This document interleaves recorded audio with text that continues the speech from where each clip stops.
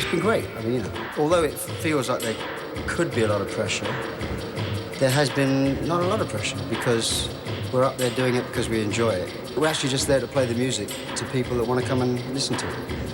And it's been really kind of great fun.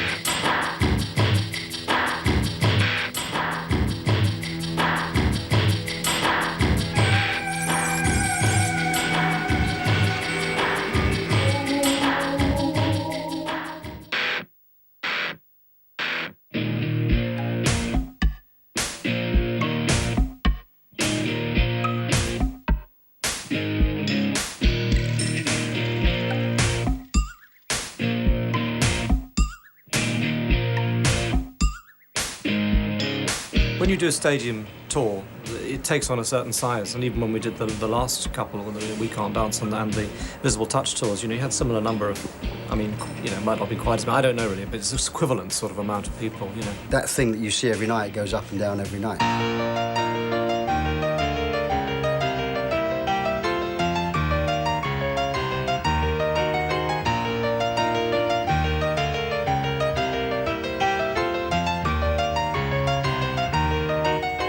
My name is Steve Jones, and I'm one of the production managers with Genesis, and I've been here since 1978. Not right here, with the band.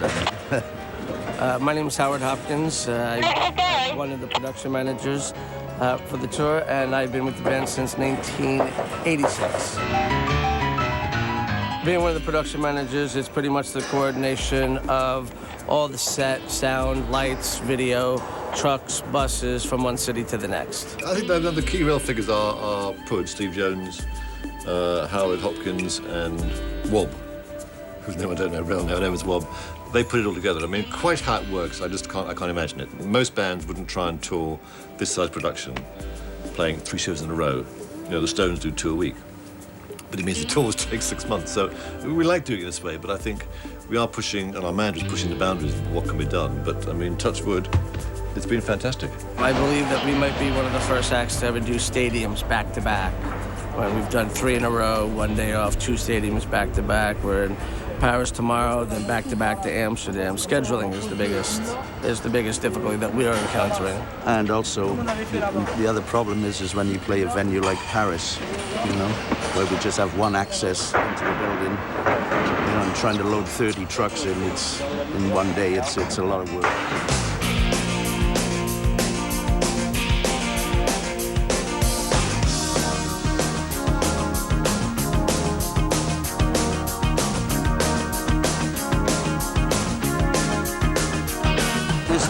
It's all about video, really. We have the screen is like 64 meters wide and 30 meters high.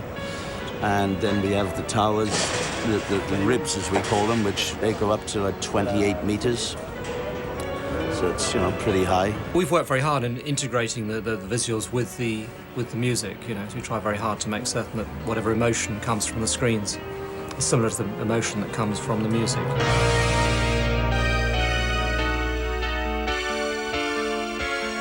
My name is Stuart Heaney. I am the video crew chief for the Genesis Turn It On Again tour.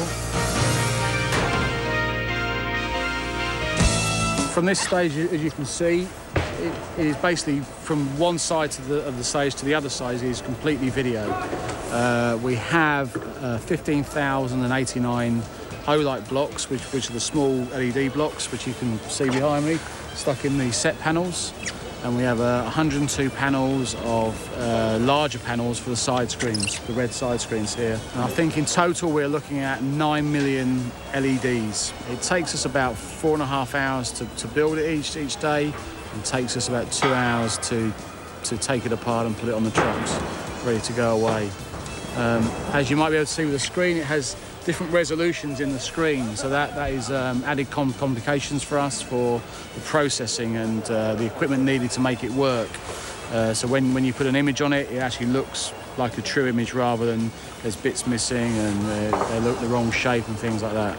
So we have very clever boffins who look after things like that for us. Well, we use quite a lot of screen, a very large, quite low-resolution screen behind us, which we have project a lot. I mean, we have a lot of graphic images we put on that. as well as putting the group up there as well. You've also got 2 high-definition screens at the sides, which do more the job of showing people, you know, from a distance what we look like. When the screen first comes on, it is a big wow factor.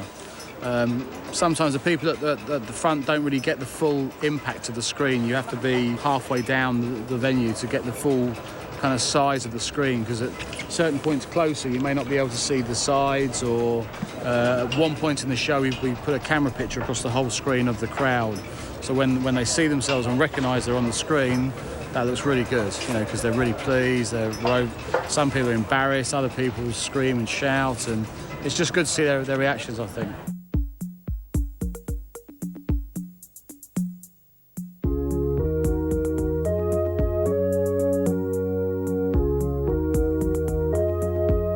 The first thing we did was to let Mark Fisher, who's a very good stage designer, let him go mad, you know, have any idea he wants. And he had this nice, rough feeling of a sort of shell, like a sort of seashell, which is how the whole thing come out eventually. So you let him and Patrick, the lighting designer, Woodruff, just go mad and see what they can do, you know. I think we all stay actively involved. I think we have a very good feel for what works with the songs. You know, you have some really strong visual things, but if it's in the wrong place, it detracts. And I think the key we've always managed to try and do is to get so that whatever you're showing visually on a screen or with the lighting enhances the music every time. Genesis is the one and only ticket I've ever bought for a concert when I was a young boy. For a band, I think they're really good. It's nice to see a band that enjoy playing music. A lot of the fans are here for the music, but they also get a good show with it as well. You know, there's a big video screen, so I think it's good.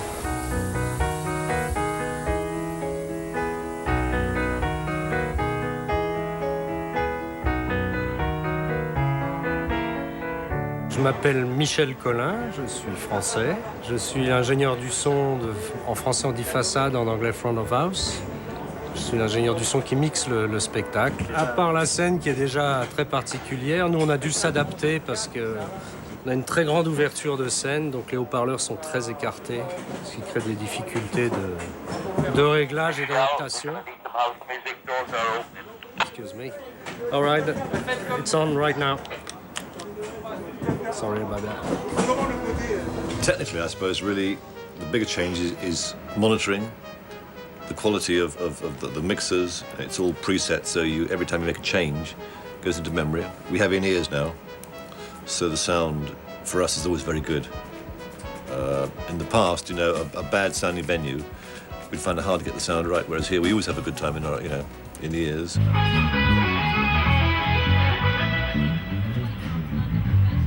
So many differences. Obviously, keyboards have evolved incredibly over the years. When I first started playing in the group, you know, I was playing just one organ, you know, and obviously now you have the, you know, computer-controlled keyboards and everything that do everything.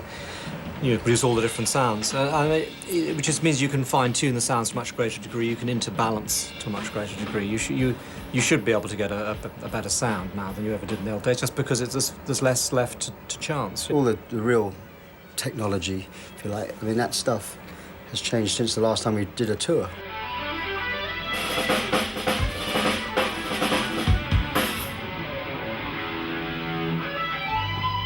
Sur cette tournée, comme le montage est assez long, qu'il y a beaucoup de voyages, des fois le band n'est pas là parce qu'il arrive plus tard, on n'a pas le temps de faire de sound check, donc on fait juste un line check. Et ensuite, quand le band arrive, derrière le rideau que vous voyez derrière, le public arrive. Content. Derrière ce rideau, le band fait un line check, mais moi je règle avec le casque uniquement. C'est pas dans les haut-parleurs. Personne ne les entend, eux ils jouent sur scène, mais le public les entend pas. Et ça, c'est un autre line check avec les musiciens. Voilà. Et le sound check, c'est ça, c'est vraiment jouer vraiment la musique avec les haut-parleurs, avec tout, quand le public n'est pas là. Mais ça, on le fait peut-être une fois par semaine de temps en temps. Michel's, it's good, you know, it's very good actually doing this, because we used to dread having shows without sound checks, because you kind of felt like you were just diving off a cliff and you never know what was going to sound like. For someone like Michel, he's very, very good. And we've got into the habit now of doing more line checks than sound checks, because doors opening so early.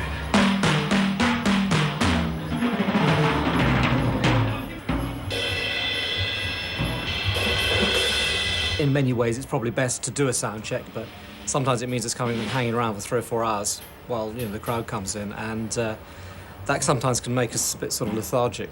So we sort of try and avoid it.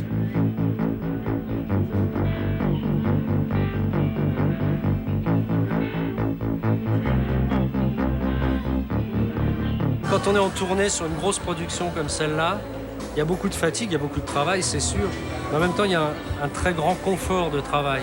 Parce qu'on a tout l'équipement nécessaire, on a toutes les dernières technologies à disposition. Et puis ensuite, on voyage dans les bus. On a des bus très, très bien équipés. On est une 10-12 par bus avec des couchettes, des salons, des télés, home cinéma. Et on voyage, on dort beaucoup, on boit beaucoup et on dort. Et le lendemain, on arrive à la salle suivante. C'est une vie de cirque un peu. C'est la vie du spectacle. Business, show business.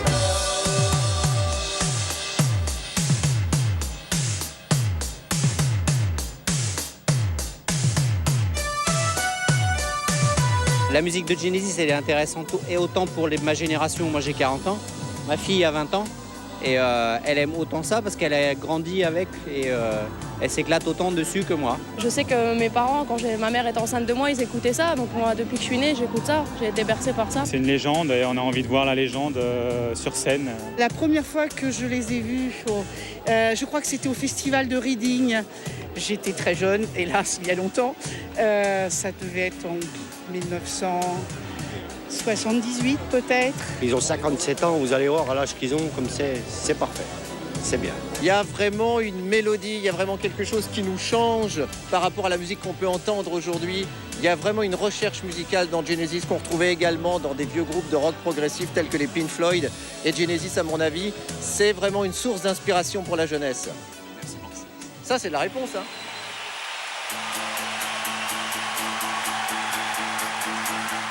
We're doing cross-section from the early 70s through till, well, probably We Can't Dance. We're actually going back and trying to find things that we haven't played for a while, or, you know, obviously there's a lot of songs that people will be expecting and hoping we play, but there's a few things that they will have forgotten about. So it's kind of a real 2.5 hour kind of romp down memory lane.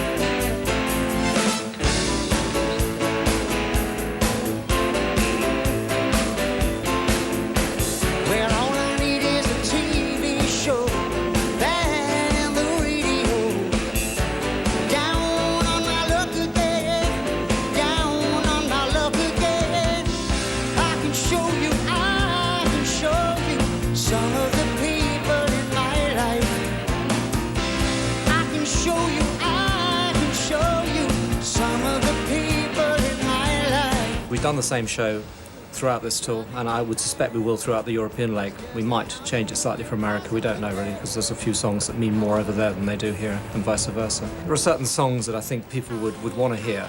We haven't played this lineup for 15 years, so it's not exactly kind of overdoing it, you know. So we're doing those, and then we're just trying to add one or two slightly more different songs from the past to kind of give a balance to it. It's more heavily instrumental set than we've done, I think, for quite a long time. Phil's playing a lot of drums, and Phil and Chester are playing drums together, which is a very exciting thing, I think, and a lot of people like that a lot, and I think it works really well.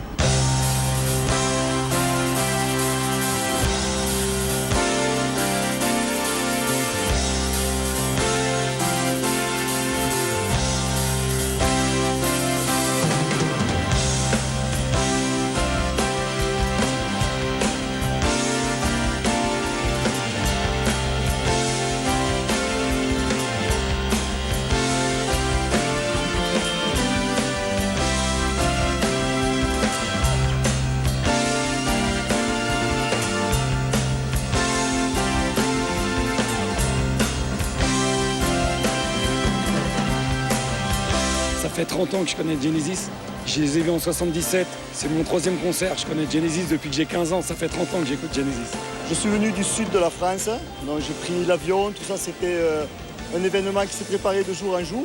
Il y a des lumières partout. Il y a des feux d'artifice sur des fins de chansons. On s'en prend plein les yeux. C'est bien millimétré par rapport aux chansons. Tout est dans le timing. Les feux d'artifice, on s'y attend pas du tout. Puis c'est extraordinaire quand on voit ça parce qu'on s'y attend pas et c'est super grand. C'était vraiment extraordinaire, les jeux de lumière, tout ce qui était filmé, le public qui revenait en fond de scène, on se voyait sur la scène, on se voyait soi-même sur la scène. Phil Collins, génial, toujours une bête de scène, Phil Collins. Morceau de batterie sur le tabouret, c'était jouer sur le tabouret, une main sur le tabouret, une main sur les grosses caisses, c'était génial. J'attends mon ami qui essaye désespérément de ramener aussi un t-shirt. Volevamo farci le date migliori, Londra e Parigi. Londra però è stato il sold out, allora siamo andati a Parigi. Ovviamente il 14 staremo in prima fila al Circo Massimo. Là sotto a urlare come i matti. Ils s'éclatent sur scène, ils partagent vraiment avec tout le public. Enfin, ils sont là pour nous et nous on est là pour eux. Et, on leur demandait encore, mais enfin ils sont fatigués, nous aussi. Donc c'était génial.